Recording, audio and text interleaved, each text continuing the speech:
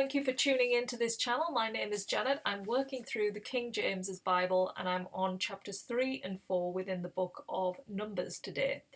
If you haven't seen the previous video yesterday, check that out because it will give you the beginning on how God is laying down a fundamental plan for the whole of the Israelite tribe. He is splitting them into families, into men who are able-bodied for war, and they are being specifically placed around the camp in how he wants them. So we're kind of moving on into more of that today with the priesthood. So we'll start the chapter. So we begin this chapter going through the generations of Aaron and Moses, but mostly Aaron is stated in this chapter. So God talks about Nadab, who is the firstborn of Aaron's, and Abihu. Now, if you remember in the book of Leviticus, those two were killed because they decided to go inside the tabernacle. They were burning things in the incense lamps, and it was totally against what they were allowed to do, and so God killed them both. The two that survived was Eleazar and Ithamar. They're the two sons of Aaron that survived. Now, the Levi tribe were to be brought near to Aaron. So in terms of where they're being positioned around the tabernacle, they are to be positioned right near Aaron because they are going to serve him in the priesthood. So the order of the priesthood is Aaron and his family come first, then the Levites come to do the service of the tabernacle. That's how it runs. And a stranger that comes near to the priesthood will be immediately put to death. I mean, that is just not allowed. That goes against the rules that God has laid down. Now, I don't know if you've read the book of Exodus, but in that book, God ends up freeing the Israelites from Egypt. And he does that by pushing Pharaoh to such a point he has to kill all of the firstborns of the Egyptians, and also any animals' firstborns were killed. But the Israelites were able to free their firstborns, and because of that, they then ended up having to give up their firstborns to God. They belonged to God because he had freed them from Egypt. So that was the law up until this point. Instead now, he is exchanging them all for the Levi tribe. They're going to give up all of theirs. So it's not going to be the entire Israelites that give up their firstborns to basically Aaron, who would then use them as service within the tabernacle. It's only going to be the Levi tribes that give up their firstborns, and they will work obviously in the tabernacle. So God has chosen the Levi tribe. That is of his command. So how this exchange works is he commands that all the Levi tribe be numbered from 1 month old. These are all the males, 1 month old and upward. They have to be counted. And Moses begins counting them all, starting with the 3 Levite sons. So he starts with Gershon, Kohath, and then Merari. Each family is then given a role in the priesthood and a tent position around the tabernacle. So the total count of the Levi males was 22,000. So keep that number in your mind, 22,000.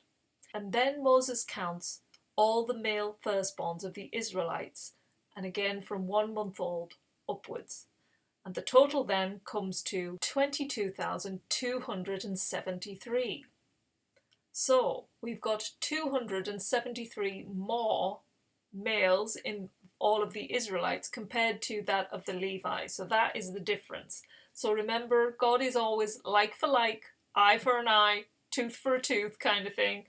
So then the Israelites had to exchange in the value of money, shekels, the equal amount of the 273 males that they were over. So that's how it got balanced out. So the Levites became the lords in the place of the firstborns of the children of Israel. And that ends chapter 3. Next, chapter 4. So now this starts to break down the duties of each of the Levite tribes. So each of them has a role to play in the tabernacle, and we're going to see those details played out now. So again, we go back into this counting, and God commands Aaron and Moses that they have to count the 3 Levi sons, Gershon, Kohath, and Merari, and to start with Kohath. So they start counting them from the age of 30 to 50 years. Now, this is seen as the prime in a male's life. You know, they've got both the strength and the wisdom in those years. So God wants the best in order to work within the tabernacle. So the Kohath tribe have a specific role that they are going to be carrying out. So that role is going to be taking down veils, covering the ark, sorting the table and the showbread. That's kind of the roles they're going to be covering. Then we have Gershon. They count them again from 30 to 50, and they will be serving and carrying things.